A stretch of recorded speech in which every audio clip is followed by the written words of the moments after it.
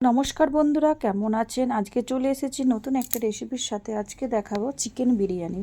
তো চিকেন বিরিয়ানি দেখুন, প্রথমে চিকেনটাকে ভালো করে ধুয়ে সব মশলা আগে মাখিয়ে নেব। প্রথমে দিয়েছি আমি টক দই, নুন, হলুদ, লঙ্কার গুঁড়ো, জিরে গুঁড়ো, ধনে গুঁড়ো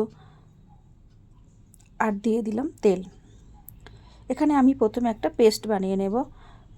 পেঁয়াজ, লঙ্কা, রসুন আর দিয়ে দেব আদা।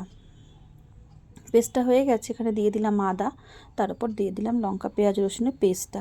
এটাকে আমরা খুব ভালোভাবে মাখিয়ে নেব। মাখিয়ে নিয়ে প্রায় আমি 5 থেকে 6 ঘন্টা মতন রেখে দেব। এখানে দেখুন বিরিয়ানির মশলাটা এখানে আছে লবঙ্গ, দারচিনি, এলাচ, গোলমরিচ, স্টার ফোর্স, সাজিরে, সামরিচ, বড় এলাচ আর রয়েছে তেজপাতা। ভেজে আমরা ওটা একটা পাউডার বানিয়ে নেব। আলুগুলোকে ভেজে তুলে রাখলাম।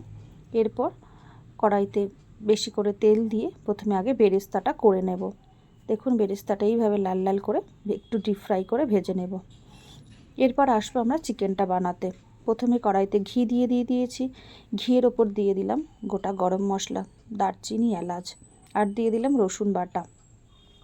রসুন বাটাটা দিয়ে এর উপর দিয়ে দিলাম পেঁয়াজটা খুব ভালো করে ফ্রাই করব। দেখুন এখানে এবারে আলুটাকে বয়েল করে নেব। নুন আর কিছুটা ফুড কালার দিয়ে আলুটাকে বয়েল করতে দিয়ে দিলাম।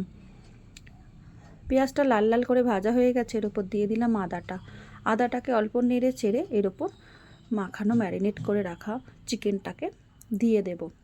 চিকেনটাকে দিয়ে খুব ভালো করে গ্যাসের ফ্লেম কমিয়ে বাড়িয়ে মাঝে মাঝে ঢাকা খুলে কষতে থাকবো।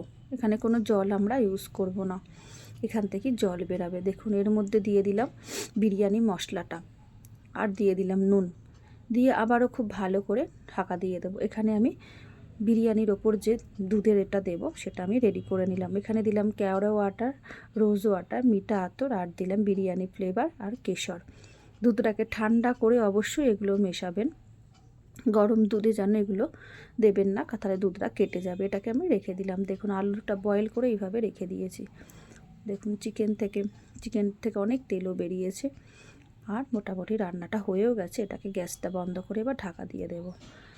এবার দেখুন আমি রাইসটা বানিয়ে নেব। এখানে রয়েছে সব রকমের গরম মশলা আর নুন। রাইসের নুন কিন্তু আমরা এক্সট্রাভাবে দেব না। এখানে নুনটা এমনভাবে দেব, মানে একটু বেশি পরিমাণে নুনটা দেব যাতে রাইসের মধ্যে নুনটা ফুটতে ফুটতে রাইসের মধ্যে ঢুকে যায়।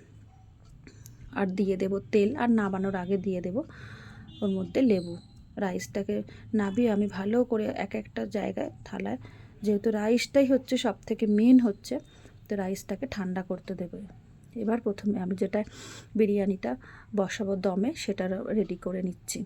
প্রথমে ঘি দিয়ে দিলাম, ঘি দিয়ে চিকেনটাকে দিয়ে রাইস দিয়ে একটা একটা করে লেয়ার করে নেব। বেরেস্তা, গরম মশলা, বিরিয়ানি মশলা, ঘি আর দিয়েছি খোয়া ক্ষীর। আবারও একটা সেম প্রসেসে লেয়ার করে নেব। আবার এক চিকেন দিলাম, রাইস দিলাম, আলু দেব, বেরেস্তা, এর উপর দিয়ে দিলাম খোয়া ক্ষীর। আমি একটা জিনিস নিচে দিতে ভুলে গেছি, সেটা হচ্ছে আলু বোখরা। আলু বোখরাটাকে আমি উপর থেকে এইভাবে একটু ভেতর দিক করে ডিপ করে দেব। আলু বোখরাটা নিচে দিলেই বেশি ভালো হয়। আর এর ওপরে দিয়ে দেব চিকেনের যে গ্রেভিটা আছে, এটা ওপর থেকে আলুর ওপরে বিরিয়ানির মধ্যে সব যাতে একেবারে চলে যায় সেই মতো সেইভাবে দিয়ে দেবো। তারপর ওপর দিয়ে দিলাম বিরিয়ানি মশলাটা দিয়ে দুধের যে মিশ্রণটা করা রয়েছে সেটা ভালো করে উপর থেকে ছড়িয়ে দেব। উপর থেকে আমি দিয়ে দিলাম আবারও ঘিটাকে গলিয়ে দিলাম। গলিয়ে এবার এটাকে আমরা দমে বসাতে দেব। উপর থেকে ভিতর আটাটা আমরা বাইরে থেকে দেব না, আটাটা ভিতর থেকে দিয়ে চাপা দেব যাতে কোনোভাবেই হাওয়াটা না বেরিয়ে যায়। দেখুন এবার দিয়ে উপর থেকে একটা ভারী জিনিস চাপা দিয়ে দিয়েছি। মোটামুটি 1 ঘন্টার ওপর গেল দমে বসাতে। এটা মোটামুটি 12 থেকে 15 জনের মতন বিরিয়ানি এখানে রেডি করলাম আজকে। তো এইভাবে আপনারা বাড়িতে একবার বানান, আশা করি ভালো লাগবে। ভালো লাগলে অবশ্যই লাইক, কমেন্ট, শেয়ার করবেন। Thank you. অবশ্যই কমেন্ট করে জানাবেন যে কেমন হয়েছে।